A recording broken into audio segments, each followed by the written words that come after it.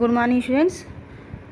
Students आज हम लोग कक्षा 8 रुचिरा भाग 3 के तीसरे पार्ट की चर्चा करेंगे, जिसका नाम है डीजी भारतम।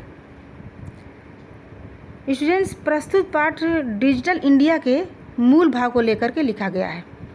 आपने देखा होगा कि आजकल जैसे पूरा देश समाज जो है डिजिटल इंडिया हो गया है, तो उसी के मूल भाव को लेकर लिखा गया है। तो आइए सबसे पहले हम शब्दार्थ देखते हैं। शब्दार्थ देखिए, शब्दार्थ में पहला है जिज्ञासा। जिज्ञासा का अर्थ होता है जानने की इच्छा। उसके बाद दिया हुआ है उत्पद्यते। उत्पद्यते यानी उत्पन्न होता है यानी होती है।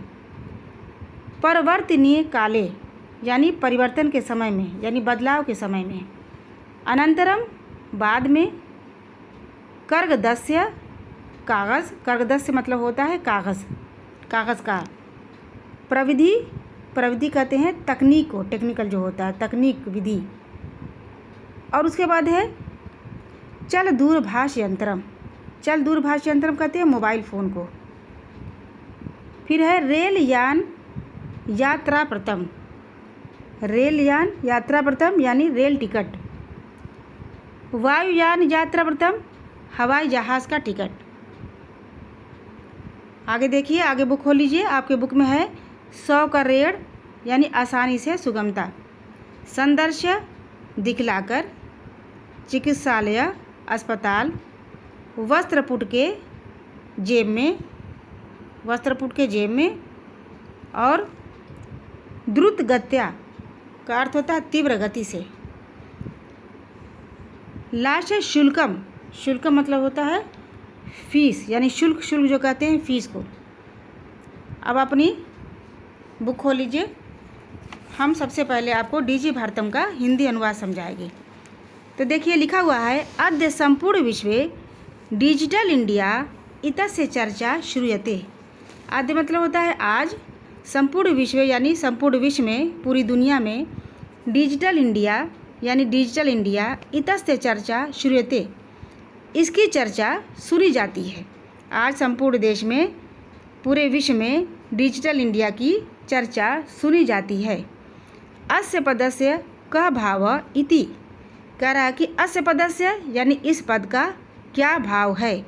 इस पद का यानी इस शब्द का, इस शब्द का क्या अर्थ होता है। मनसि जिज्ञासा उत्पद्यते। मन में जिज्ञासा उत्पन्न होती है। मनसी यानी मन में, जिज्ञासा यानी जानने की इच्छा, उत्पत्ति यानी उत्पत्ति होती है। काल परिवर्तनेन सह मानवस्य आवश्यकतापि परिवर्तते। कह रहा है कि काल परिवर्तन के समय यानी जो समय का बदलाव है उसके साथ, सह मतलब होता साथ, मानवस्य यानी मनुष्य के आवश्यकतापि, आवश्यकता भी, ज़रूरत भी, परिवर्तते बदलते रहते हैं। समय परिवर्तन के साथ साथ मनुष्य की आवश्यकता भी बदलती रहती है। प्राचीन काले ज्ञानस्य आदान प्रदान मौखिकम आसीत्। कह रहा कि प्राचीन काल में यानी पुराने समय में ज्ञान का आदान प्रदान मौखिक रूप से होता था। मौखिकम आसीत् यानी मौखिक रूप से होता था। और विद्या च श्रुति परंपराया गृह्यते स्म। जो विद्या होती थी, जो पढ़ाई होती थी, श्रुति परंपरा यानी सुनने की परंपरा से ग्रहण की जाती थी। श्रुति परंपरा ऐसा गृह्यतम अस्म, सुनने की परंपरा से ग्रहण की जाती थी। अनंतरम तालपत्रोपि। अनंतरम यानी उसके बाद। तालपत्रोपरि यानी ताल के ऊपर। और भोजन पत्रोपरि, और भोज जो पत्र है, तालपत्र और भोज पत्र के ऊपर लेखन कार्यम आरब्ध। लिखने का काम आरब्ध यानी प्रारंभ हुआ यानी शुरू हुआ। परिवर्तनी काले कर्गदस्य। कर्गदस्य मतलब कागज़। परिवर्तन मतलब समय के बदलने से यानी जैसे जैसे समय बदलता गया। लेखन्या च आविष्कारे सर्वसामे मनोगताना भावनां कर्दोपरि लेखनम प्रारब्ध। कह रहे कि समय के परिवर्तन के साथ साथ कागज़ के और कलम की खोज से मनुष्य सभी मन की छुपी हुई भावों को कागज़ पर लिखना प्रारंभ किया। फिर से देख लीजिए कि कर्दोपरि लेखनम प्रारब्ध, कागज़ के ऊपर लिखने का काम प्रारंभ हुआ। टंकड़ यंत्रस्य, टंकड़ मतलब होता है टाइप का जो यंत्र होती है, टाइप मशीन। आविष्कारेणु यानी आविष्कार से, लिखिता सामग्री टंकिता सती बहुकाल्य सुरक्षिता अतिष्ठता। कह रहा है कि जो टाइप मशीन थी उसके आविष्कार से जो लिखने की टाइपिंग जो मशीन थी उसके अनुसार वह बहुकाल्य यानी बहुत समय से सुरक्षिता अतिष्ठत यानी सुरक्षित रहने लगी।